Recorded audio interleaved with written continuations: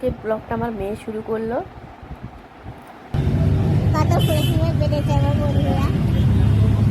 এখন যাচ্ছি মেয়েকে নিয়ে বাড়ি, বাসের মধ্যে বসে আছি। আর আমার মেয়ে তো ক্যামেরাটা অন করলো, তো হাতটা দেখতে পাচ্ছ, ওর বন্ধুরা একদম হাত ভরিয়ে দিয়েছে। ও তো খুব খুশি। আর দেখো কত হাসি, কারণ আজকে বন্ধুরা যেহেতু এটা হাতে বেঁধেছে তাই জন্য খুব খুশি।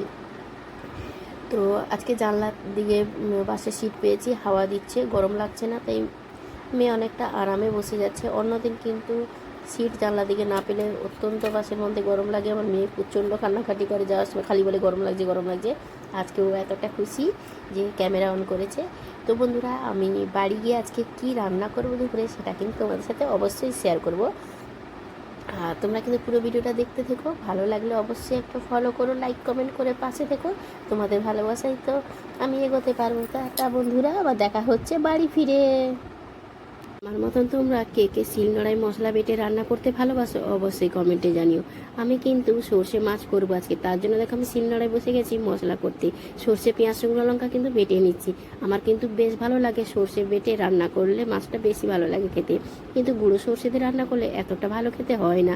আচ্ছা, আজকাল কিন্তু মিক্সচার মেশিন হয়েছে, অনেকে মিক্সচার মেশিনে মশলা করে, আমি কিন্তু শিলনোড়ায় করি। তো দেখতে পেলে আমার মশলা কমপ্লিট। এদিকে মাছ ভাজা হয়ে গেছে, বেগুন আছে ভেজে নিলাম। দেখো একটা প্লেটে মশলাগুলো তুলে নিয়েছি, এটা হলো মশলার জল। তারপরে দেখো রান্নাটা কমপ্লিট হয়ে গেছে। রান্নাটা দেখে কি মনে হচ্ছে আজকে এক থালা ভাত খেয়ে নেবো, তাই না বন্ধুরা?